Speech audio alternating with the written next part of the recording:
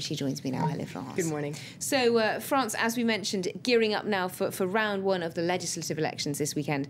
Libération's been taking a closer look at the far-right party, the Front National. That's right. The Front National is presenting 571 candidates, and Libération takes a closer look at just who are these candidates. According to the left-leaning newspaper, they're new but fascist. New mais facho, so quite a negative front page there on Libération. Now, the paper points out that a lot of these candidates are newcomers.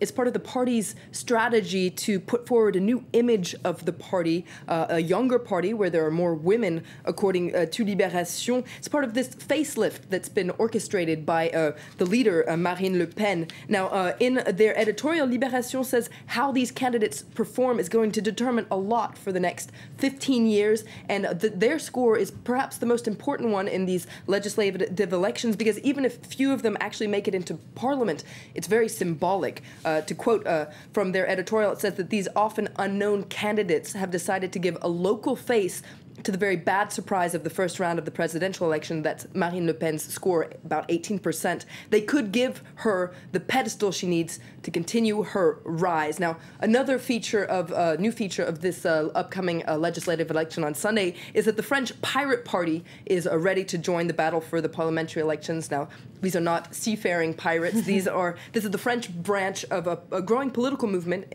for internet freedom that's spreading across Europe. In Germany, for instance, several candidates were elected to parliament. Now, here in France, the party has put forward 101 candidates, and Libération has a portrait of one of them. He's a 41-year-old running in the 20th arrondissement here in Paris, called Pierre Mounier. The paper endearingly calls him quite a geek who believes that the internet is going to reinvent democracy, and he says that this upcoming election is a real test for the party.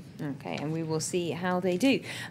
Moving on to more international news, a lot of the papers looking at the German Chancellor, Angela Merkel's push for, we mentioned in the news bulletin, push for a stronger political union within the EU. Absolutely. We're going to look at the business paper, Les Echos, that says that it's a counterattack for Merkel vis-a-vis Paris. Now, according to the paper, Merkel has felt somewhat isolated and pushed into a corner by France, and she's now decided to take matters into her own hands by calling for this budgetary and political union. A new chapter, says Les Echos, in the construction of the Eurozone. Now, Les Echos points out that Paris is taking these proposals very seriously, but also is trying to play down the rising tensions between Berlin and Paris. Now, a lot of other papers are slightly more pessimistic and pointing out these growing tensions between Merkel and François Hollande. Le Monde, for instance, on their front page, call it a cold shower for Hollande's hopes. The right-leaning newspaper, Le Figaro,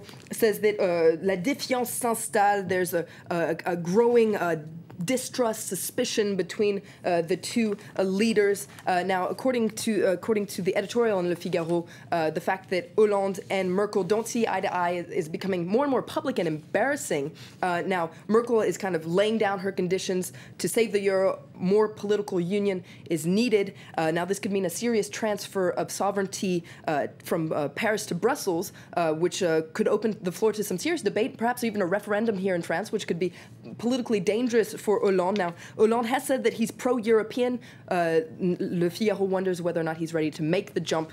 He has to prove that he's pro-European. Okay, and finally moving on, François Hollande has, on the other hand, been very keen to portray himself as Monsieur Normal, the normal guy. But Le Figaro is taking a look at the limits to that. That's right. Now, Le Figaro says that normal, so normal, is Hollande's favorite adjective. He's used it to describe his health, his official photo even. Now, this is all to put himself as clearly a contrast to his predecessor, Nicolas Sarkozy, as possible. And according to the polls, French people like this normal attitude is spreading to other ministers who are also taking public transport, etc. Le Figaro wonders how long until this is going to start to annoy people, perhaps starting with the Secret Service, for whom this is quite a headache. I can imagine, indeed. Well, thank you very much indeed, Florence, for that look through today's French newspapers. Let's get a reminder now of our top story.